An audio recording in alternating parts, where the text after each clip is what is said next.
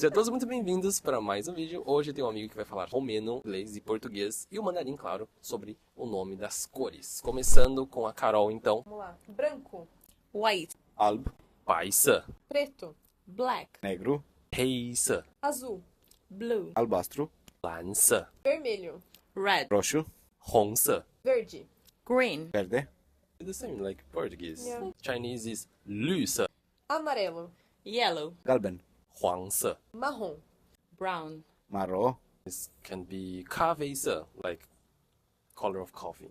咖啡色. café, Yeah. interesting, laranja, orange, portocaliu, Portocaliu. cute. It's cute, yeah, it's very cute. In Chinese is 橙色 or 橘色, cinza, gray, gris, 灰色, rosa. pink. rose. 粉红色. Então é isso.